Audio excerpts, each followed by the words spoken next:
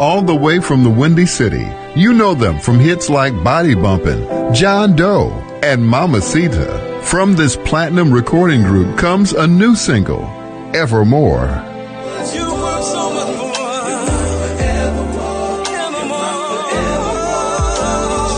It's Public Announcement and Evermore. So I can breathe with you.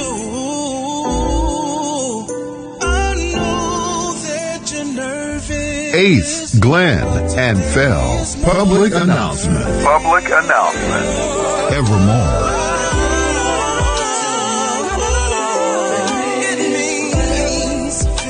Just in time for wedding season, or whatever your season. It's the new single from Chicago's own Public Announcement, Evermore. Available on all digital locations. Look for Public Announcement on tour, coming to a city near you. Public Announcement, Evermore.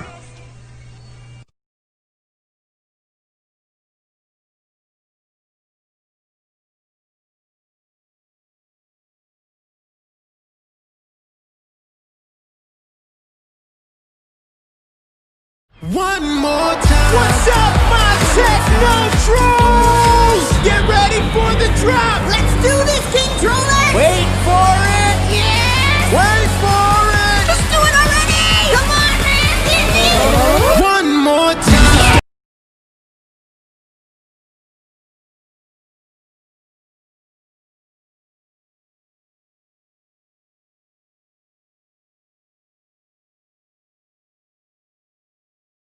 One.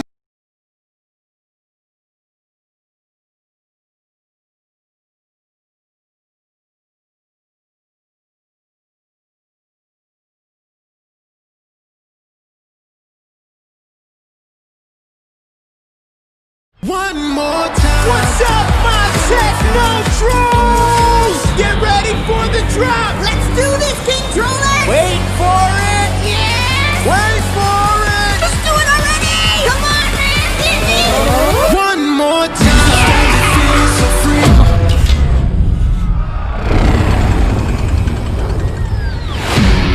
I'm Queen Barb of the Hard Rock Trolls. I'm here to take your string, bro. Ooh, don't do it, man! We lose our string, we lose our music. I'm gonna unite the 6 strings and destroy all music, except for rock! I can't believe another queen would use her power for evil. These other trolls aren't like us. They dance different. They sing different. A hip-hop troll? Tiny Diamond is my name. Come straight from my daddy's mane. My body's made of glitter, and I'll throw it in your face. If Barb collects all the strings, our music will be destroyed forever. We're gonna need a battle plan and weapons. Violence never solves a problem, Branch. How are we gonna hug our way out of this one? I will protect you no matter what. I pinky promise. You can't go back on a pinky promise.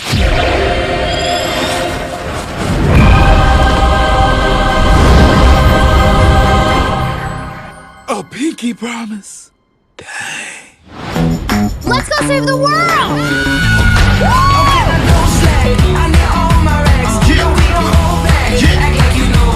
We need to go undercover. But how? With fashion! Yeah. Go tell your old man. I'm gonna get your whole fam. I'm taking all I can. Hey, only rock trolls are allowed back here. We are genuine hard rockers. 1, 2, 3, 4. Rainbows, unicorns, everything nice. Yeah! Brush your teeth.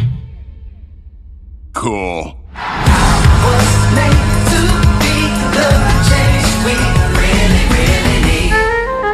A smooth jazz troll? It's like I'm being paralyzed by smoothness. Poppy? I can't feel my face.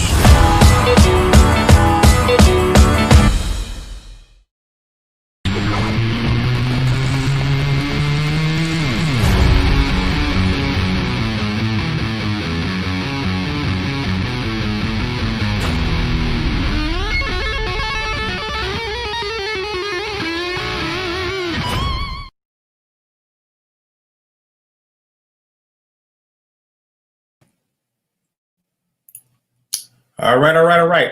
We are here. 4-1. I'll let you run that. Okay. We're good. We're not good. We're halfway good.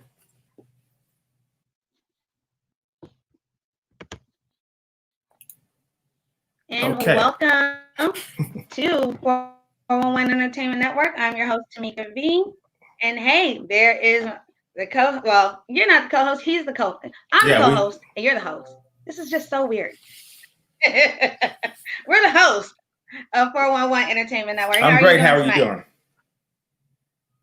I am fine. So I really just enjoy watching that whole Trolls thing. I am a huge DreamWorks fan. So, it kind of keeps me young, which, I try to stay looking that way. Right. But I'm excited about who we're interviewing tonight. I can't do that. What? Stay young. Stay looking young. Is it the gray? I got too much down here. Everybody's wearing the gray. No, this is not wearing. This is there. It ain't wearing. It's there. Oh, man. Well, I am really excited that we are here. I'm so excited for everybody to be able to meet who are our guests tonight. So are you ready to get started? Oh, absolutely. Without further ado. Okay. So, all right, people, listen up. Facebook, if you're listening, I need you guys to listen very closely. We are in the company of somebody that is very, very great.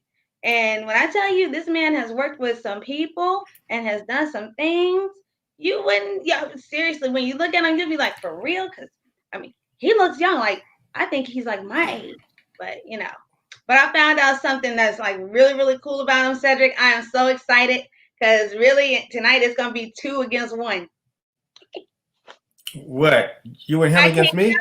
I can't. Yeah, no, it's gonna be him and I against you. But I'll tell you, you'll be able to see when we get into the interview. So, without further ado, this is a blessed man of God. Has this beautiful song out that I have been playing forever since I've gotten it. Called "Fear and Faith."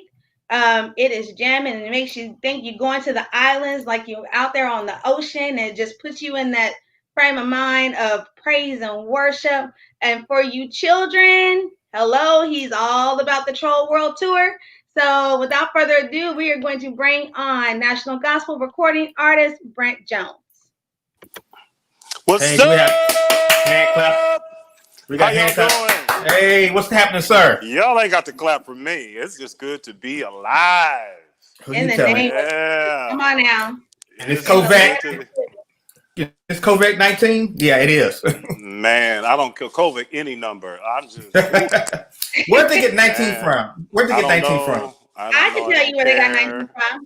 Because 19 is supposed to be when it actually originated in 2019. So, yeah, so the actual, y'all remember when everybody around the world, remember when everybody was getting sick when it was supposed to be flu season? Mm-hmm. So everybody was catching the flu, but last year it was more particularly hard on the older people and even some of the younger people because it went from 1 week being the flu and then the next week to being bronchitis. Mm-hmm. But it felt like it was about to take you out. And then think about it, you were wearing masks already in the hospitals because the hospital wants you to put a mask on just in case you started coughing. Makes sense.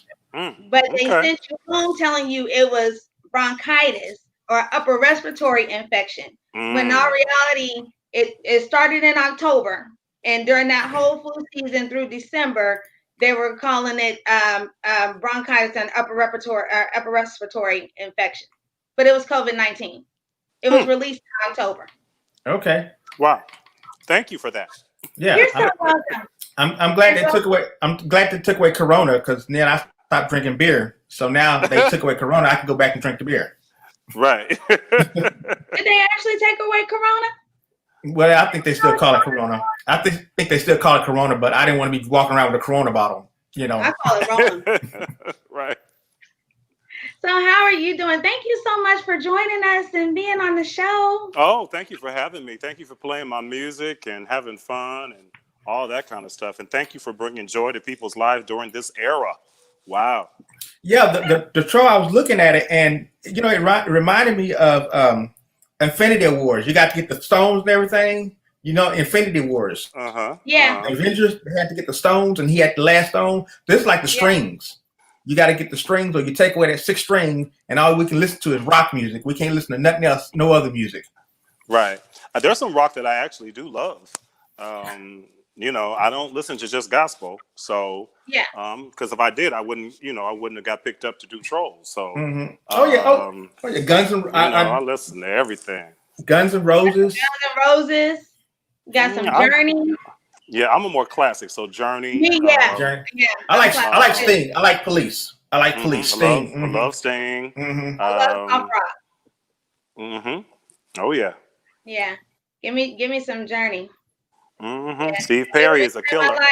You're the inspiration. Steve Perry, lead singer. He's a killer. So this is awesome. So you have a very eclectic background. But I mean, this is one of the first things that I learned about you.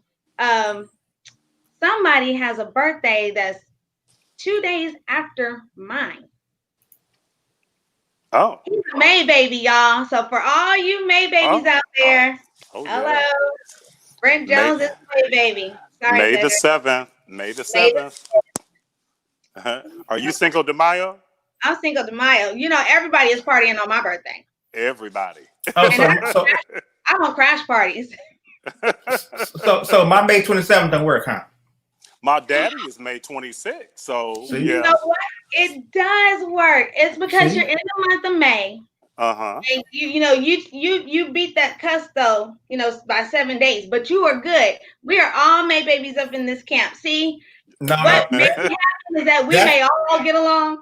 Now that's where the fight happens, because Tauruses and Geminis, that's where the conversation comes. Oh my God, yes it is. And the thing with Geminis is, y'all, we got split personalities. I don't. I'm a twin. She got the other personality. Oh, okay. So wow. It's just one of me you're gonna talk to today. You're not talking two of me. Right. So Brent, let's talk about some of your starts. When was your first ever getting into that limelight and doing your thing as far as a singer? I hit the limelight probably 1999, 2000 with my group called the TP Mob. Our song Good Time hit and it went crazy. And all the mainstream stations started playing it. There is actually a video to that. Y'all might want to pull that up. I'm getting to it right now. Brent Jones and the TP Mob. Good Time is the name of the song. We are going to re-record that sometime very soon, because there's a generation that has not heard it. But it's kicking. We used the sample from Isley Jasper Isley.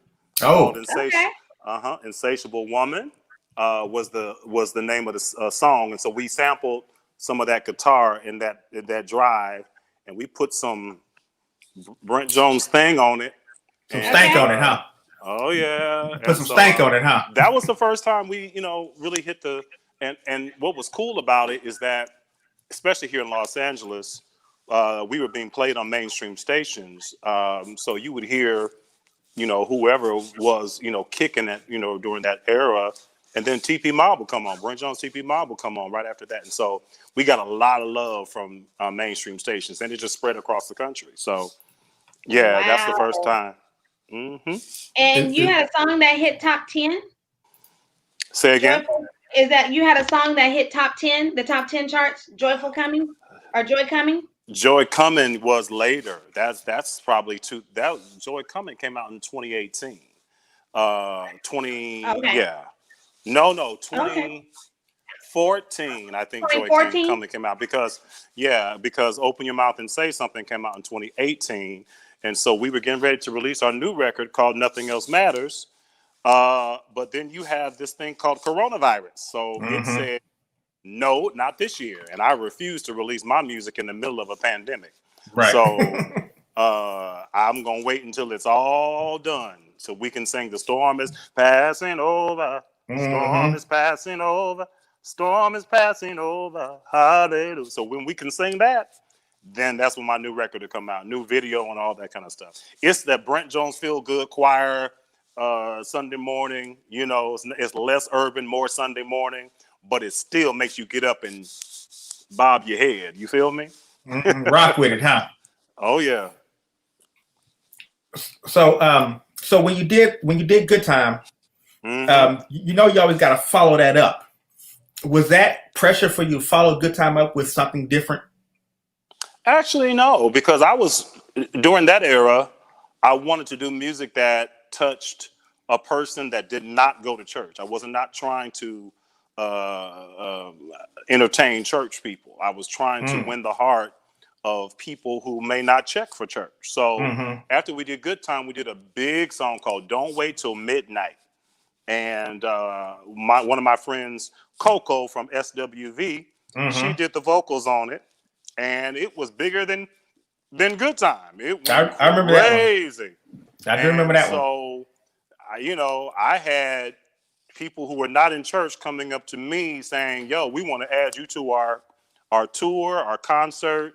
Would you come?" And so we were doing a lot of mainstream secular, if you will. I like to call it mainstream. We were doing a lot of mainstream tours, especially here in LA, local mainstream jazz festivals and R&B festivals, because Midnight and Good Time were so huge on mainstream stations here.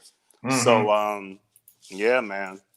So who's one of your influences that you looked at during this particular time?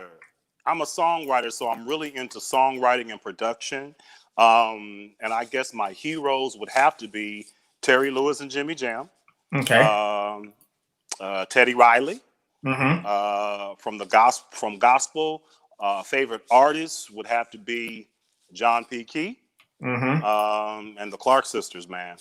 Yeah, got to be. Yeah. What are your thoughts about? I know I saw this work with Kirk Franklin. What was your thoughts about working with him? I loved it. We did a movie together called Something to Sing About. I forget what year that was, 2000 and something. And so it was all my music, and they brought him in to be the choir director. And so he was directing my music. That was a great time. Great time. Did that kind of make you feel, okay, I got Kirk Franklin directing my music. We all right now. Yeah, well, yeah. I mean, Kurt's a giant in this industry, but he came in with the same respect because of the success of my 2 songs. He was like, "Brent, you are a songwriter. You know what you're doing." So it was a mutual respect, definitely. So let's talk about before 2000. Let's go back to your early life. Okay. When you was younger, when you was a little squabbling kid. Did you know that you was gonna be in entertainment, or what was your aspirations at that time? I wanted to be in the music industry. I wanted to be an artist on stage, jumping around, singing, inspiring people to dance and sing and feel good. So I've been wanting to do this since I was 7 years old. I remember being in church, and there was a guy in the choir stand waving his hands. And every time he waved his hands, his choir did something. And I looked over at my parents and I said, I want to do that. And so that was a Sunday. By Friday, there was a piano sitting in my family room. And I started taking private lessons. And by the time I was 14, I had written my first song and taught it to the youth choir. And, the rest is history. That songwriting bug and the immediate gratification of my peers singing it. I knew this is what I wanted to do. What was your first song? What was the first? You remember that 14-year-old song? I do. It was called "We Exalt Thee." It was in the key of F. I can't remember all the words, but I remember it being in the key of F. That's all I remember. And let me see. Can y'all see it? I can see it. Yeah. It was kind of upbeat. I don't like particularly slow songs a lot. I like to get people moving. So it was upbeat. It was, feel good, major. And I just remember, "We exalt thee, Lord, we praise you." That's all I remember. So you could put a good drum set behind and a bass line behind that, and you got everybody off the table. Oh, I'm gonna record it again. I just kind of got to rewrite the words and stuff. But yeah, I'm gonna record it again because the song was hot. It was hot. Yeah. So yeah, I'm gonna do it. We're still before 2000. Do you remember some of the music that you said, you know what? Okay, you gave us that "I Exalt Thee," but some of the other music that you say, you know what? I got to get back to that right there because I know I can make it better than what I am now. Yeah. Someone, one of my singers reminded me. He's been with me for years, and he said, Brent, remember that song called Blessing Me Over and Over?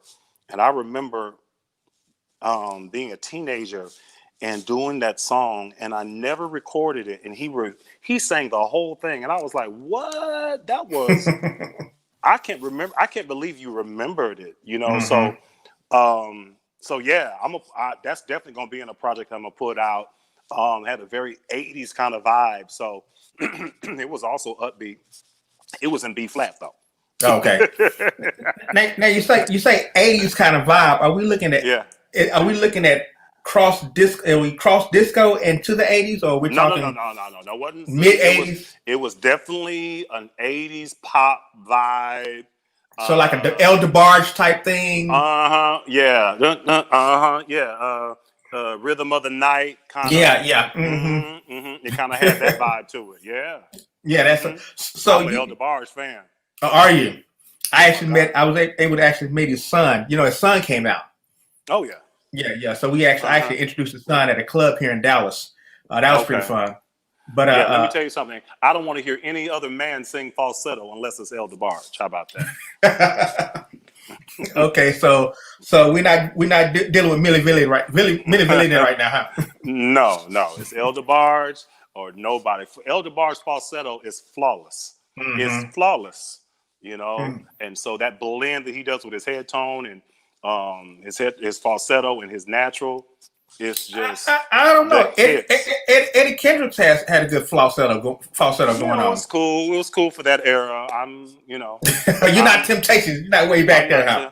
I'm not way back there. I appreciate the Temptations. Love that movie. And let me tell you, Papa Was a Rolling Stone is funky. Lord have mercy. So yeah, but El DeBarge, all the time, man, all the time. That's it right there. Yeah. My wife is a huge El DeBarge fan. God, he's a killer, dude. The Second Chance album, I remember I cried when it came out. Because I was an El DeBarge fan. You know, I know his journey, you know, with drug addiction and all of that stuff. And so for him to come back out and, you know, to be clean, that's then that movie did you watch the movie that they did about them? When they said how many boys can sing like him? It's like all of them. I don't know. I don't remember the movie. Wasn't it? There was like a documentary or something. Yeah, unsung or something like either a documentary or unsung. Yeah. You said how many can sing like this? All of them. Oh yeah, their falsettos were crazy. But you know, even his older brother Bobby, God rest his soul. Bobby was the one. Remember, I Call Your Name, Girl. I Call Your Name. Oh yeah. You know, he sung all that whole song without Pro Tools, and he doubled himself. Without everything we're using now. No Melodyne, no Pro Tools. Bobby DeBarge sung that, and that song was over 7 minutes. Who does that? And you can still listen to it through all 7 minutes. Right. You're at 6:50. You're like, the song is over already. Right. Let me tell you something, and you don't want it to stop. Yeah. That's what I love about music from the late 70s and the 80s. You didn't, and all the way up to about 92. That's when it started to change. You did not need to go to church to feel the presence of God. Those songs, those R&B songs, almost put you in that presence and made you feel a certain way. You know, and I really wish that R&B music would get back to that. You know, we didn't need to hear Brent Jones or Hezekiah Walker to feel something. The R&B songs made you feel something. You mentioned something too. When did you said 92? When did you feel like music, not just the R&B music, but just music total, the gospel, the R&B, even rap? When did you feel it change? 92. 92 was that changeover, huh? Because we stopped being creative and we started being raunchy. And raunchy started taking over. And look, I'm a grown man, so talking about sex is a grown man subject. I'm not afraid of it. We grown. I have a daughter. You know what I'm saying? So obviously she wasn't she's not a test tube baby. Right. I have been married for 27 years. So congratulations. obviously I know what I'm doing. So but I don't want to hear your every move in the bedroom in a song in 4 minutes. Exactly. I don't want Superman to and hear all your that. every I don't move. want to. Yeah, I don't want to Yeah, know I don't about want to hear that. your every move. I don't want to hear. I need you to create something, create metaphors and similes and all the other figurative languages, and give me something that I can like. Yeah, okay, I get that. Oh, that's sweet. You know, even Prince did it. International Lover. I mean, you Yeah, knew what was happening, but the but very it was. fact that he did it like that and was clever with it, we stopped being clever. We You think stopped being clever with in 92. international? Yeah, with international level, you think, okay, we're on the plane. Okay, seat Right. cushions. Okay, I got Right. that. Yeah, but I know what you're Right. talking about. And the way he explained it was so dope. It was so one of the greatest songs about sex ever. Ever. Well, I have to disagree. Remember "Moments of Love," the jazz By who? song "Moments of Love" by Oh yeah, dun dun dun dun, dun dun, dun dun, dun dun, dun dun, dun dun, dun. dun. Yeah, Very romantic. Very yes, romantic. that right there. I think that right there. You know how you? Okay, we seem like we're the same age. So you know you had to go to tape, right? Mm-hmm. You got to go to tape. So you made your songs. The Isley Brothers had to be on that song on the go to tape. Okay, you know, depends on what mood you want to be in. Well, we going to. It's the go to tape. Okay. So at the end of the go to tape, you got that one song that after that is on. Oh, okay, you know. Yeah. So you got the Prince as a go to. International Level was a go to. Was part of on the go to tape. Right. You know. So they can't make tape like that in this day today. First of all, radio doesn't even allow a song to go past 3 minutes. So right. You know, back in the 80s, you had a 2.5 minute intro. Yeah. You know what I'm saying? Sugar Hill Gang was like 12 minutes. Right. I remember as a little boy, the DJs would play Funkadelic and Got to Give It Up by Marvin Gaye, and they would go on a lunch break. You know what I'm saying? Yeah. Because both of those songs was 15 minutes long. Yeah. I'm gonna put this on. I'm gonna give me a break or something like that. Come back. I'm going to McDonald's. And it'll still be playing. Right, still be playing. But guess what? We got to listen to what a bass line sounded like. We knew what chord progression sounded like. We knew we were musical back then. You know, and so I'm not saying because there's some great songs in the 90s. Lord Jesus, I'm an R. Kelly just fanatic. Great songs in the 90s, but that's when those feel good, I want to touch your soul. Beyonce knew what to do. She went back and got Before I Let Go by Frankie Beverly and Mace. She knew what was up. Those songs still today make you feel something, you know? And again, when you hear y'all know Happy Feelings of Frankie Beverly. Absolutely. When you hear the bass line, what do your hands do? Your hands are up in the air. Your hands are up in the air. Yeah. You are like, hey! And by the time that hook stops to happen, and then when he starts singing that hook, you're like, in. You don't. Right. And then when they woo. Right. Yeah. You already knew. So we need songs. We need songs that make us feel that way. See, we got R, but we don't have the B anymore. Right. We have the R. Rhythm. Yeah. But we don't have the B. And what I tell my kids, I mentor singers here in LA. I tell my kids, the B is the emotion. That blues. Y'all don't want to have no emotion no more. Y'all just want to be turned up. I don't feel no emotion, the church calls it the anointing. If I don't feel that, I don't care how many runs you do. Right. I need to feel it. What you do is you take them back to with Chestnut Records with who is that? Nathan Best. No, you take them back to forget the R. Ella, what's her name?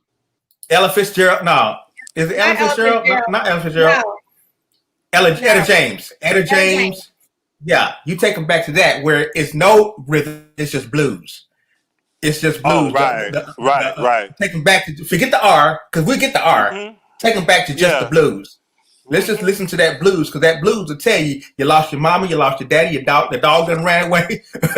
We talked about our feelings. And so now no one's talking about their feelings. Now everybody's talking about their lust. People are not talking about their love. They're talking about it's very superficial now. Superficial stuff, So everything is so superficial, we don't feel anything. And then when there's a song that comes along and it has that love again. It's like we look around like, what just happened? It's called a real song, ladies and gentlemen. Yeah. That's why I love the 90s. That's exactly why I love the 90s. I'd rather work with and help the old school R&B and the 90s artists get back out there than anything. Because, I mean, that's where music and love and emotions and I mean, think about it. You can pick a song from any 90s group and it will take you back to a memory. Like me and my ex-husband. And it has nothing to do with how old you are. It has everything to do, because my daughter in her mid-20s, she grew up on my music. So she grew up on SWV. She grew up on, she was like, she said, Daddy, those songs were killers. I said, yes, those songs were killers. How a song started here and it progressed. So by the time you got to the end of the song, you was almost in tears because, oh my God, there was a progression in emotion, a progression and so what I'm hearing now through singers, everybody's singing in the same key, everybody's singing the same tone. Nobody has any range anymore. No. It's all auto-tuned now. It's auto-tuned. It's like they're not taking singers. They're just taking somebody that has a pretty face, beautiful body, or a handsome man and putting them out there. I mean, it's all auto-tuned. I can't do the millennial music because it makes no sense. It doesn't make sense to me. I'm all about. I don't know what happened. I don't know if it's our fault. I don't know. Well, I know that a lot of radio started forcing when radio changed, when the whole conglomerate thing of radio started to happen, and they knew that it's about making money and ads and advertisements and all of that. Right. It started making artists feel like, well, I'm not going to do music that touches my soul. I'm going to do music that's going to make me some money. Yeah. But the problem is you don't get paid through radio airplay or you get paid through concerts. Right. Now you do. Yeah. There's not a lot of Ray Charles that says I want my masters too. You don't have a lot of that out there. Now they say, okay, I want this. Now the dynamic has really changed because now it's not even necessarily radio play. It's now what can we hear on Pandora? What can we hear on the streaming internet stations? Streaming has ruined this industry. Yeah, because streaming is I hate to say it because we're a streaming radio station too. So I'll let you go with that one right there. But anyway, streaming though, it's not expensive to do it. Right. But you still have to have your life. Getting a license is still expensive. But when you don't value something, then the deposits that you put into it is not going to be valuable. Right. And so if I could just get a record. See, I remember being young and asking my parents, Mommy, Daddy, can I have $15 to get the new Michael Jackson album? Can I have $12 to get the new Janet Jackson album? And you would have to work for it. I bet my parents were no joke. My parents said, okay, you do this and do this, and I'm gonna give you your money. And you did it because you wanted that Janet Jackson control record. You wanted it before everybody else had it, so you can talk. Remember, albums came out on Tuesday. I was gonna say now, Brent, we got to explain to our audience what a dang album is. Because people right now, we explain to the audience what an album is. What is a 45? What's a vinyl? Right. They don't know that. They don't know that right now. I live in a community where they have a vinyl store again. It's like a store. Yeah. And oh my God, you go and I spend hours in there. I'm thinking, oh my God, I used to have this album. Oh my God, I used to have this album. But what I loved about the album era is that not only did you get the music, but you got pictures. You got information about the artist. You got who they thanked in their liner notes. That means, they thanked their best friend. And then you got to know who played drums, who programmed the drums, who did the vocals on this. So you got to know it was an experience. The whole y'all remember when Thriller came out? 1983. 1983. Christmas of 1983. That whole album. Billie Jean came out Thanksgiving. And by Christmas, they released the album. And taking that album home was like, we had won the lottery. Yeah. We have the on Michael it. It was Jackson done. album. Yeah. It was and done. You got home and you listened to it, and then you would call your friends and say, "Did you hear song number 4? Did you hear song number? Did you?" And then you would have a favorite. Right. Human Nature. Human Nature. Oh my God. Come on. Oh, y'all going to get me started. I'm going to put on my Michael Jackson.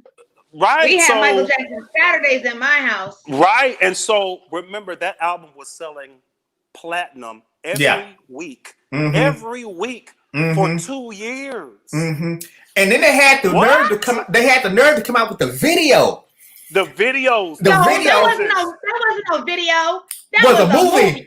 It was a movie. Yeah. It was a movie. That's why can't nobody tell me. That's why can't nobody tell me about Michael Jackson. That's right. No, that's right. When you talk about Michael Jackson, if you're not coming in the positive, you cannot be negative. I will put you out of my house. I'll put you out of my house if you say anything negative about Michael Jackson. Man, then you will love our house, because that's exactly how we are. Like, we love Michael Jackson. Right. We've been following him. I mean, and especially me, because I'll never forget.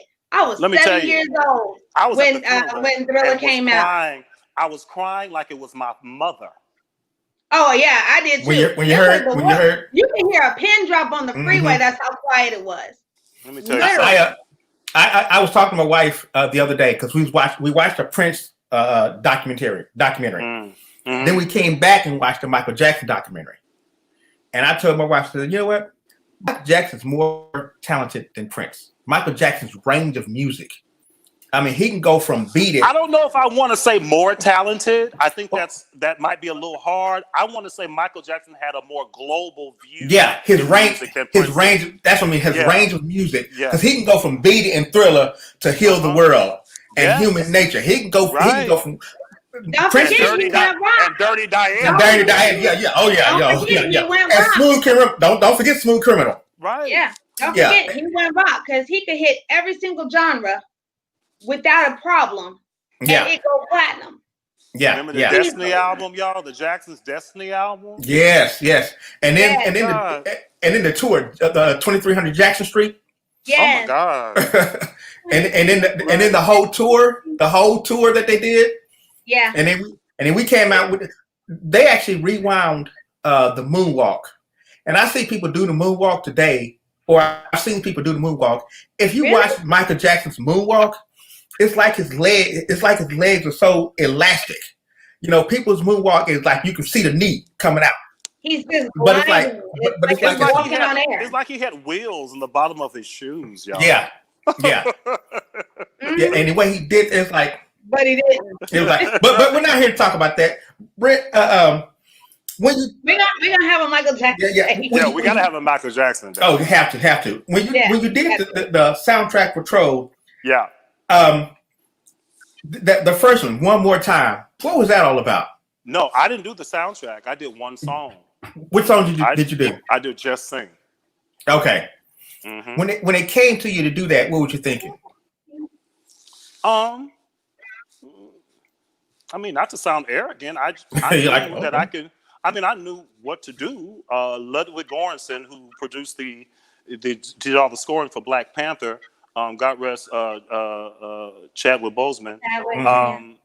So Ludwig called me, and because I worked on Childish Gambino, I did Childish Gambino last 2 projects, and so Ludwig is his manager. So Ludwig called me and said, Brent, there's this song that Justin Timberlake is on, and we need to get you on here because only you know how to do the vocals that we need to make this thing sync up. So we went. I called my singers. I said, look, let's go do this. And so, it was a great time. Great time. Yeah. Did you go back and actually watch the movie? I did. I actually, I'm not I don't have children in my house anymore. So I actually watched it during the first month of COVID. I don't either. First month of COVID, we sat, me and my wife, I said, let's go watch Trolls. So, they were planning this big opening in Hollywood here, and they were all that, but COVID shut it all down. So they had to do something. So they released it, what was that, April sometime. And so, so we sat down and watched it, and it was cool, just to hear the song. We worked on two of the songs that came out. I forget the name of the. A lot of times when you're working on these songs, you don't even know if you're not writing them and you're just arranging them. You forget the name of the songs. But I know Just Sing. I know that was the big one that we did. That's when they just said, Brent, look, here's the melody. What should we do? And I just did my thing. Yeah. So when you're doing these songs, what do you have a certain place you go to that says I need to shut everything down and just run it, or is it on a sporadic basis? Let me write this here, let me write this there, and let me write this there. How do you? It depends. I've written for a lot of different settings. Like if I do theater, I have to go and spend time with the actors, and I look, and the director is directing the scenes, and so I'm looking at the scene, and I'm thinking of this. I'm hearing and seeing the emotion, so I write songs for that emotion. When I write for my gospel projects, I want to come first of all with the message of Jesus Christ. Then I'm always thinking about the minister of music who has to teach this to his choir. So I'm always thinking about parts and thinking about how high the sopranos are going to go, how high the tenors are going to go, how high the altos are going to go. So if I have a lead part, I got to think, well, I want to do a lead, but I want to make the lead simple enough for somebody in the church to be able to sing it.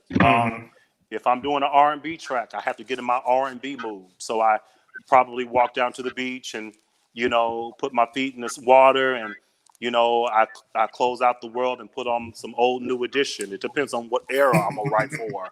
All right, come on now. Come on, New Edition. I know. So it just depends. I'm inspired by melody. Melody is king. Melody is king to me. You don't have a melody, you ain't got really jack. have nothing. Yeah. I start with melody, and I start with concept and hook. When I wrote Fear and Faith Can't Live Together, I knew I wanted it to be a Caribbean vibe. I knew I wanted to talk about Walk by Faith. Well, Walk by Faith seemed to be a little boring.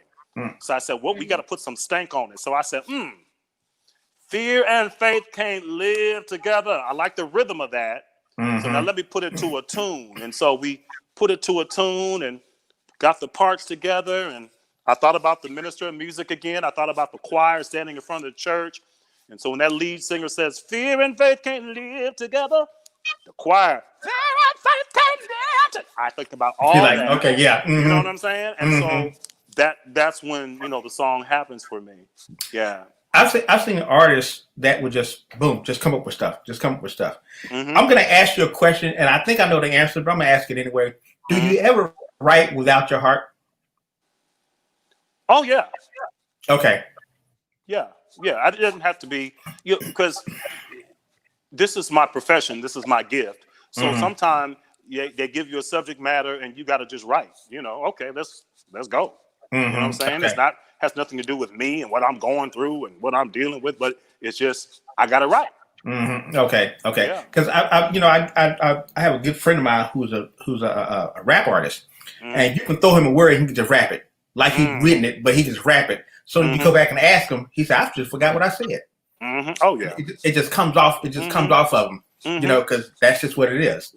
So you get those? Do you get those moments sometime where I do. Let's go. I do. I'm gonna write an R&B record and dedicate it to my wife sometime next year. I don't know when it's gonna happen, but I'm already coming up with concepts. But you can just throw a word out. I can go to the piano and give a melody to it. So it can, it could definitely happen that way. The gift of music is very precious, and I thank God for the gift of music every day, because it's my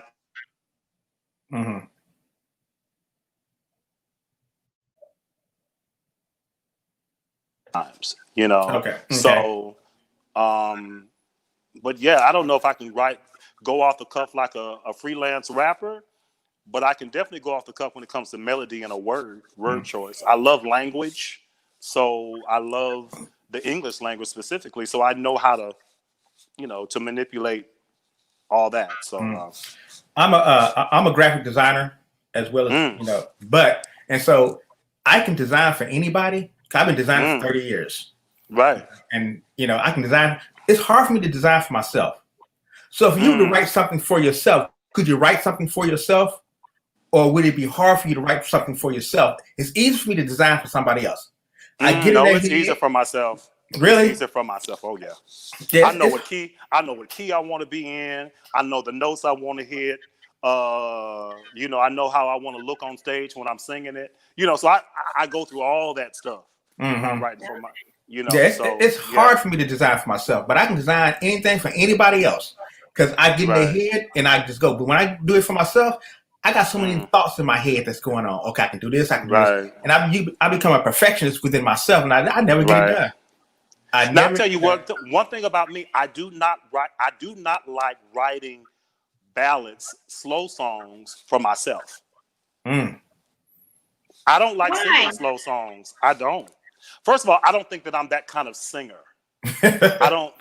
When it comes to gospel, I'm just not that kind of singer. You know, when I listen to Marvin Winans, when I listen to, you know, Jonathan McReynolds, you know, they can balladeer themselves into stuff. I'm the mid-tempo to up-tempo guy. You give me the mid-tempos and the funky, you know, up-tempos. That Parliament type stuff. I'm your dude for that. I'm your dude for that. That's how I am. I'm just like that because when I sing, I'm like that. I'm not a slow ballad gospel singer. But you give me a song that I can go to church on, they dub me the grandmama of the choir. I'll go to church, you know that. Yeah. I'm not the go to church. Like I'm the funker, happy, fear and faith can't live together chants, call and response. Yeah. You know, you give me those kind of songs. Yeah, that's my sweet spot. Even like with Good Time. Although it kind of starts off kind of, you know, sexy, and then I, you know, raise up on the second verse, and by the time at the end I'm churching. You know, I love the progression of that. But to sit back and just do like, you know, like I'll never write I Won't Complain for myself. But now I can write I Won't Complain for somebody else. Because they singing it. You're not singing it. Right. I could do like even Don't Wait Till Midnight. One of my biggest songs is a ballad. Don't Wait Till Midnight. When I wrote Don't Wait Till Midnight, it was for Coco. I knew I wanted that voice to sing it. Yeah, so you can write it for that voice. Right. Yeah. So when on my last album, my manager was like, Brent, I want you to re-sing this record. And I was like, me sing it? Because I was gonna get another female to sing. He goes, no, just sing it. So I was like, oh, okay. You know, but I'm very like, it's weird for me to sing because I'm so used to being on stage and moving and dancing and having fun. So to slow me down, to put me in a ballad place, it's like, wow. That's like putting you in a box. Right. Put you on a box and do some Luther Vandross or something like that. I love Luther. Oh my God, I love Luther. I love Luther. No, he's singing. When he's in the box, he's singing, why? Right. Tell me that is human. Yeah. Right. You ain't moving at all. Yeah. Now, see, my favorite Luther song, you bring up Luther, my favorite Luther songs were the mid-tempos. My sensitivity. I came here for you to love. What's the other? Any love. All the mid-tempo grooves that Luther did. Woo! Do you realize that Luther Vandross got a couple of songs from Tammy Terrell? I'm sure he did. Yeah. Yeah, because they had a bunch of reels that she did. I was watching a documentary about Tammy Terrell, and they had a bunch of reels that she did, and they took all of it out and they just did this one reel. I think it was House Was Her Home or something like that. One of the reels that she did, nothing but Tammy Terrell. No music, nothing like that. And she was singing it. I was like, and I remember my wife was looking. I said, "That sounds familiar." Yeah. It was a Luther Vandross song. Yeah, Luther and Nat Adderley came up with some of the dopest arrangements of even Karen Carpenter's song, Superstar. Love Won't Let Me Wait, Lord have mercy. Wait for Love. The arrangements, the arrangements were so dope. And think about it, the background parts made singers want to sing background. So you don't get that now. Ain't nobody singing background no more in this new R&B. No, because they want to be up front. Nobody's one. There's no teamwork involved. Right. Y'all remember when Luther would come to stage? You know, his 3 background singers. Then he would have 3 more background singers in the pit. So you heard this lush, warm background stuff happening. Man, you know, we do it more in gospel now, but I remember when you did it in R&B. In R&B, yep. And then I think one of the best arrangements I've ever heard, arranged music itself, was Marvin Gaye, What's Going On. Oh, yeah. One of the best arrangements I've ever heard. Marvin Gaye's What's Going On. Because it had so much dynamic in that one song. So much movement in that one song. Yeah. And I'm like, okay, this right here, you know, you can't get no better than this right here. Oh my God, the melody of just, and the fact the chords and the progressions of the chords made you feel like, wait a minute. Let me notice what's going on. Yeah, let me see what's going on. Let me kind of stop my life and let me take a look around. And you know what? It just puts you in the mindset of asking the question, what's going on? And that whole album was nice. The whole album. I don't remember the album, but I know I remember that song. Yeah, the whole album was nice. I mean, and that's kind of like what Public Announcement did. They have a new song called One. And it takes you back to that Marvin Gaye, what's going on. It is Public Announcement that sang background for R. Kelly? Yeah. Yes. Oh, they're back out. That's what's up. Okay. That was on the commercial when we first played it. That's who that was. Yeah. Okay. Wow. Yeah. Okay. I would love to hear some of that stuff. Okay. Oh, yeah. Hear it I'll make sure I'll connect y'all. So then that way you know y'all. Are they singers? Are they singers? Yes. Yeah. They're singers. Okay. They're singers with the A. Oh, come on.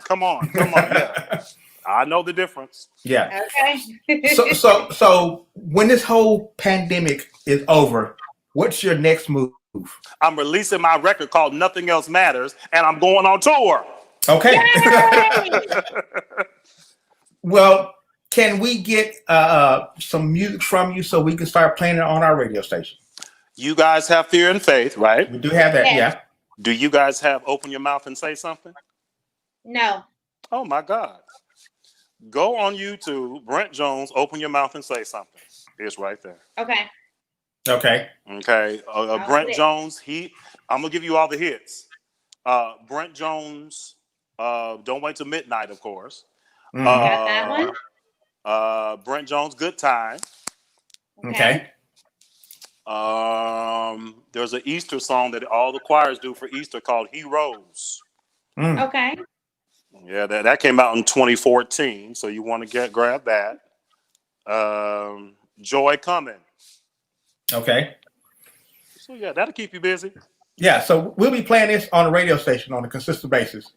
What about Beautiful? What about Beautiful? I love that song. Very urban, very, that's my zone right there, Okay. But yeah, beautiful.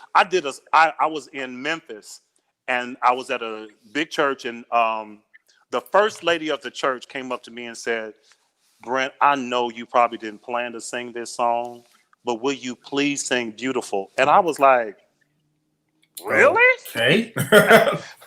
Because I'm used to the saints wanting the church, so they want to hear Open Your Mouth, and they want to hear He Rose. They want to hear. So when she said Beautiful, I was like, for real? She goes, Brent, that song got me through, and she began to give me her testimony. I sat at the piano and just played it for her, and she just cried. And then I taught it.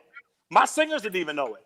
I taught it to my singers on the spot, then taught it to the church, and we ended up having worship on the song Beautiful.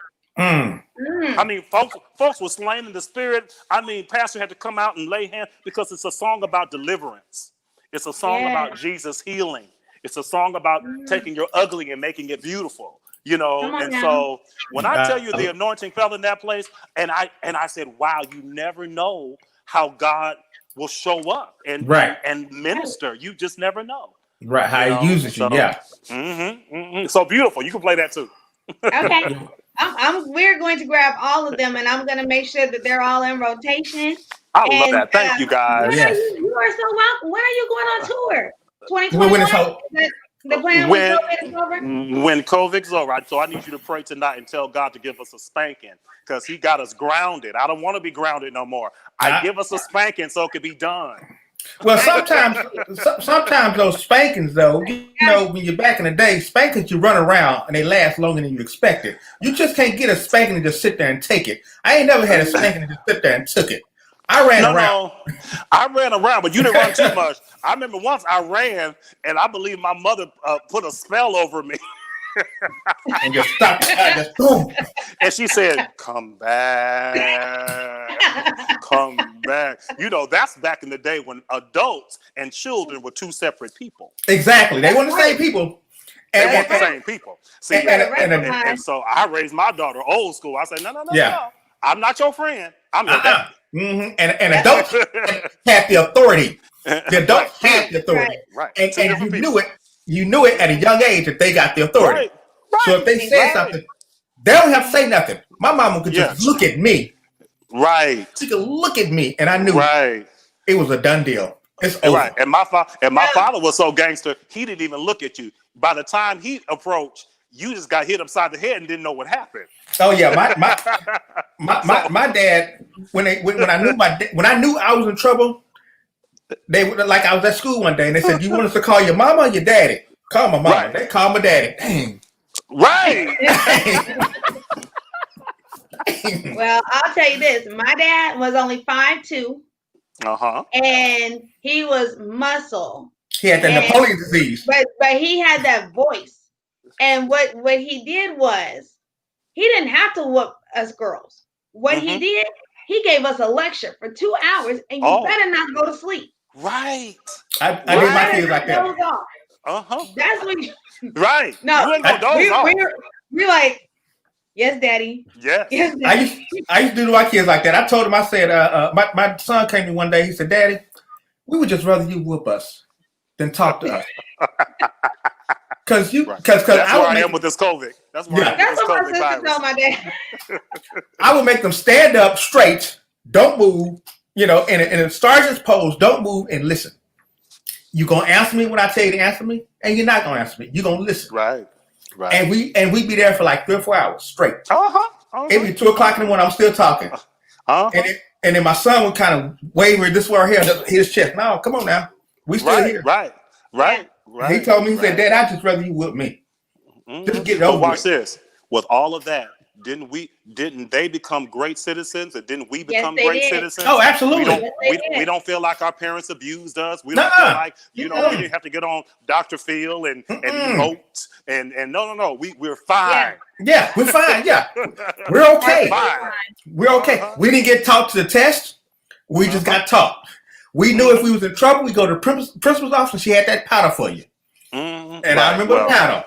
All I knew is don't let them call you by, you rather them call you by your nickname than your full name. Yeah. You knew in that full name, you knew you were in trouble. My thing was, and I was a good girl. I can count maybe like 4 times when, I may have gotten in trouble. Right. But when I heard Tamika Nicole Smith, why you gotta call me Tamika? Right. What did I do? All I have to know is if I heard Tamika and not Mika, or not Mina baby, right, not Sugar Pie, come here, Tamika. What did I do? I'm sorry. Whatever it is, forgive me. Well, I was the only child, so it was all just me. You did it, so you couldn't blame it on nobody else. Nobody. It was. Oh man, it's just me. I remember when I got in trouble, they would send me to the room and say, "Get ready for a whooping." Wow, that was worse. That was worse than the whooping. You talking about a clean room? You come in the room and spotless. I'm got Windex and stuff like that. I'm washing the windows down. So I'm taking out my shoes. I'm pulling out my shoestrings. I'm folding up my shoestrings because the whooping is coming, and I need to get ready for the whooping. So I need to take it longer. My mom did me like this one day, and she said, "I'm gonna get you." She didn't get me that day. Not the next day. It was a week or two later. You thought she forgot. I thought she forgot. Said to come downstairs. I came downstairs. I was like, "Oh my god!" I knew it was over. I said, God, no, they just relentless with this right here. But you're right. We all became good citizens. Great citizens. We ain't nobody robbed nobody yet. Or ain't nobody in jail. Yeah, right. Right. Ain't nobody scarred. Ain't nobody. Yeah. My parents were not perfect by any means. No, nobody is. Nobody's parents are. But there was a level of respect. There was a level of honor. A level of honor that I just don't see now. And so even the kids that I mentor, I let them know this ain't your little public school. Right. When you come into Uncle B's presence, these are the rules, and there's no negotiation. Exactly. There's no negotiation. And guess what they do? They treat you like that. Whatever I said is law, and if it's wrong, that's going to be on me, and I'll correct it. And they treat you like that. Correct it. When they get back home, they all over the place. When they come to your spot, it's like, ooh. Let me straighten them aside. Brent, I can't believe that my kids act like this with you. I said, well, yeah, I set the precedent. This is the way it is. And the real thing is right here. The real thing is right here because children want that discipline, and people don't understand it. They want it. They want to know somebody cares enough for them to discipline them to be right. If you don't care enough about that child, guess what they're gonna do? They're gonna go off and go look for it for somewhere else. A lot of parents want to be friends. A lot of parents want to be friends. I ain't your friend. I'm trying to be friends. I'll be your friend when you're 25, 26 years old, but right now I ain't your friend. Wait, when they out your house. Right, exactly. When they're at the house, you did your job. Touch your neighbor and say when you're out the house. Come on. Then we be friends. As you're in his house. And wait, when you're 35, you want to come back in this house? We still not friends because there's some rules. When you come back, you still got to abide by those same rules you did 15 years ago. Wait, when you come back, they're going to be rushing to try to get out your house because they know. Now you're really setting a whole new precedent. Now look, you're grown. You know how to get a job. You know how to do this. You got 2 months to get yourself together and go. That's what they would say too. Yeah, and you ain't cooking, for the family. You cooking for you and your spouse, and that's it. Well, where mine at? Yours is in that refrigerator when you cook. And if I come back down here and the refrigerator ain't cleaned up, I'm gonna come get you up so you can clean up the refrigerator, clean up the kitchen. My daughter went to school. She went to college in Chicago, and she never moved back home. She's been in Chicago since she was 18 years old and loved Chicago. And she comes and visits, and she comes, all that stuff, but never had to move back home. And I need to get myself together. She got herself together. I got one better for you. My daughter went to school in UT Austin. She graduated in 2019. Got a job at teaching in Austin. Now I'm in Dallas, in Austin. She's in Korea now, teaching. She coming back. See, that's my cousin. She did that too. She graduated from high school here, and she went out to. Tamika, are you in Dallas too? I am. Okay. Yeah, I'm in Dallas. You're the only one living by the sea right now. We're gonna trade places. I'm headed to Carolina, so I'll be at the beach next week. Oh, okay, that's what's up. Yeah, but so my cousin went to film school in Chicago, and she never came back. And she's out there doing her thing. Think about it. When I left my house. I went to college, and then I dropped out of college at 19 and a half, almost 20. I was working for NBC. I was, started becoming Brent Jones and all that stuff. And I had my own apartment at 19 and a half, 20 years old. You know what I'm saying? And what year was that? What year was that? 88, 89. Okay. I was saying, I thought we were about the same age. Yeah. Because I'm 53.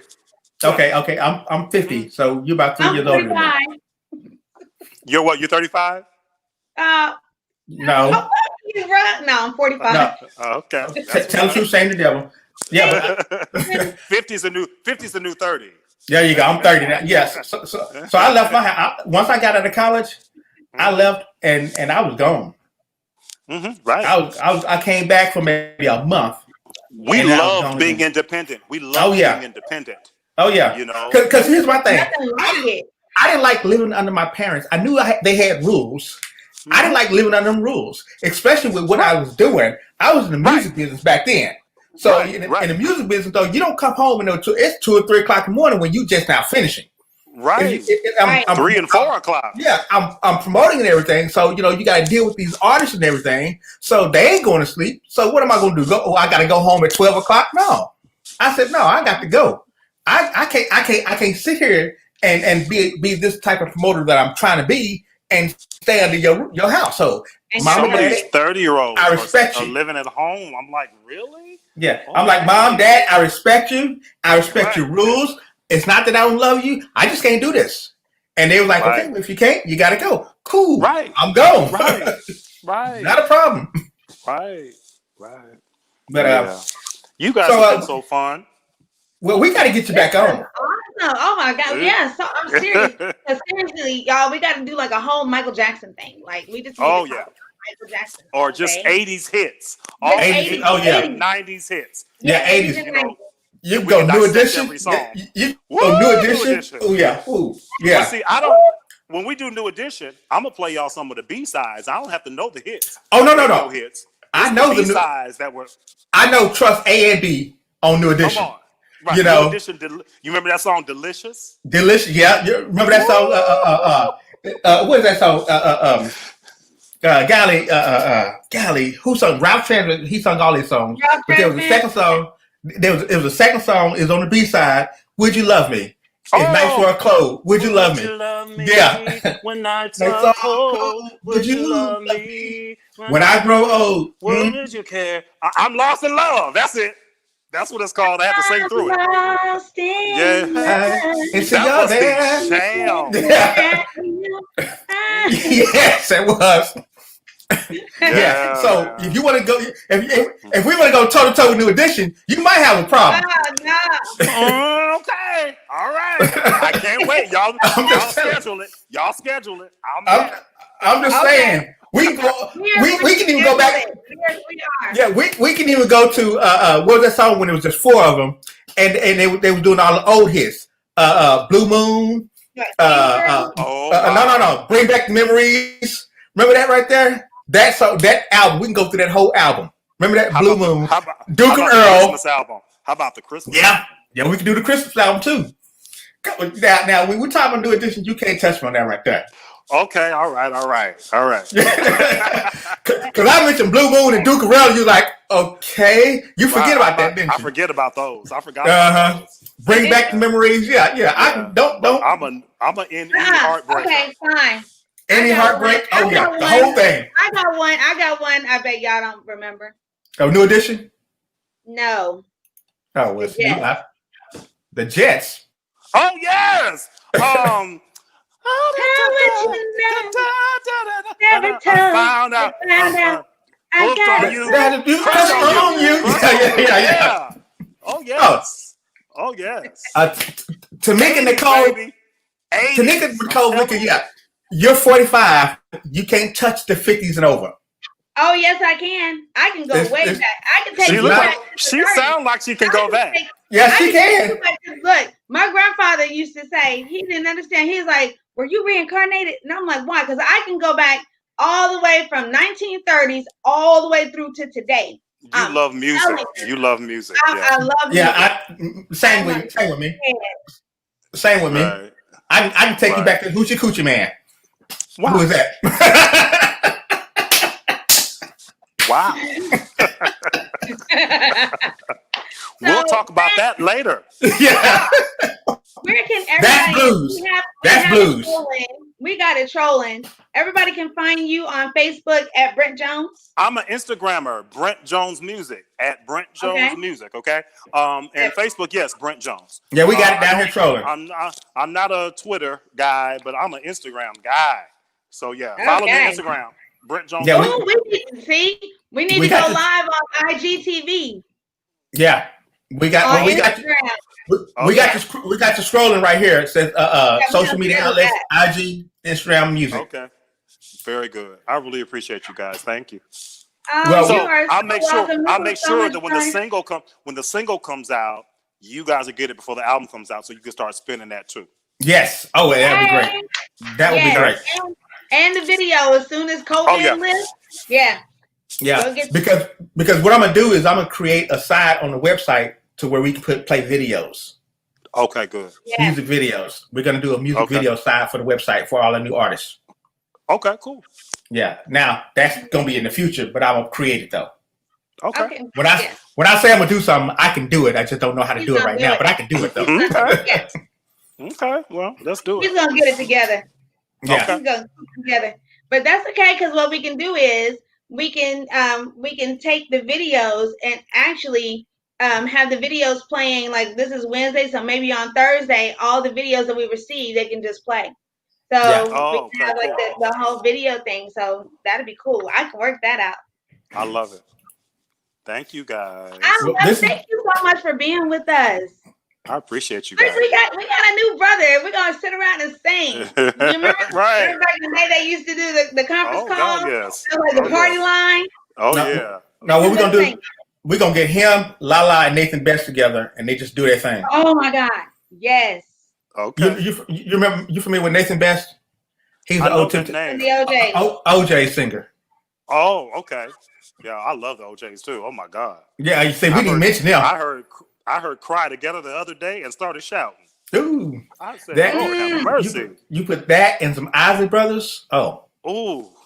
You remember Isley Brothers' song called "Don't Hold Back Your Love"? Yeah. It was the last song on the second side of one of them albums. But when I tell you the guitar part and the vocal arrangement, anyway, as you can see, we can go on and on. Yeah, their guitars. Yeah, we can, because I go off on the guitar. The arrangements on the guitars was just off the chain. Yes, I got in my. I'm sorry. Wow. What was that? Ooh, boom, boom, boom, boom. Who's that lady? Right. Yeah. All right, so I'm you mentioned any artist. This is what my kids get mad at me about. We could be in a car and any song that comes on, I know the words to every song. I got that memory, and I know the beats to every song, how they start and everything. Like I was thinking of like Al Green. Like you did the R&B or the rap challenge last week. Yeah, well, you are a radio guy, so that's to know that stuff. Yeah. Well, that wasn't my job though. My job, I'm a sports guy. I started out doing sports. Okay. You know, I started doing. I have a sports newspaper, so I created my own sports newspaper. Then I had a sports radio show. Then I got the radio station. And this was only 3 years. But earlier you had the jazz, the whole jazz thing, and I mean. Okay. Because I've known him, we've known each other for what, almost 20 years? Over 20 years? Yeah. Okay. I'm in Dallas a lot. I was in Dallas a lot last year. I did Concord. I did Antioch. Concord, Ryan Carter. Antioch with Wesley. Is there a church called Patrick Bailey? Yeah, I know. Yeah. Is there another church called? It's 3 letters, like CCC or DDD or? Yes. 3C is 3C or something. Yeah. Marcus. Pastor, what's his name? Marcus. Not Marcus Davis. It's Marcus something. But over in the Dallas area, I know what you're talking about. Yeah, it's like 3C. And then I'm in. I did Waco. So I had to fly into Dallas. I feel like. Long in Texas. When you hear, we got to, because I go to Oak Cliff Bible Fellowship. Well, when they're open, you know. So I've been to Oak Cliff. I remember being there in concert, early 2000s. Mm-hmm. Oh wow!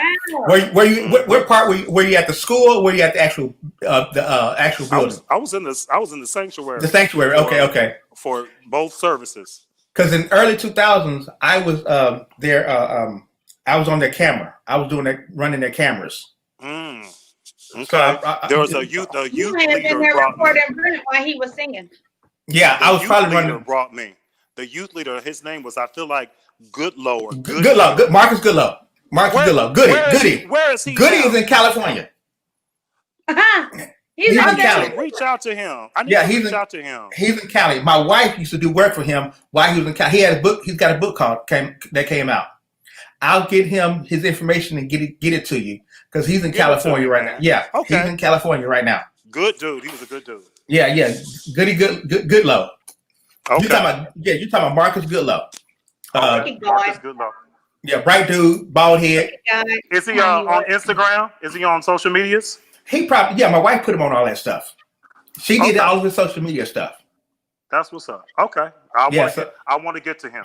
I definitely when she gets home today, I will see if she has his information and I'll shoot it over to me, because it's probably tomorrow when I get it to her, and she'll get it to you.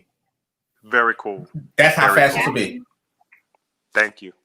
That's how fast it will be. Thank you, guys. Yes. Thank you, Brent.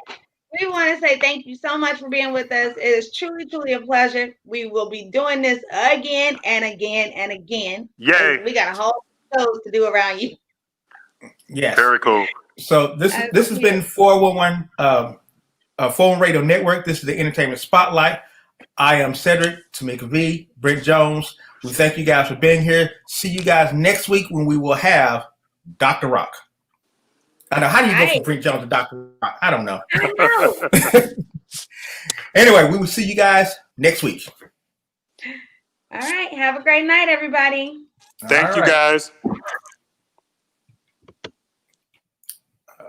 We're going to end it with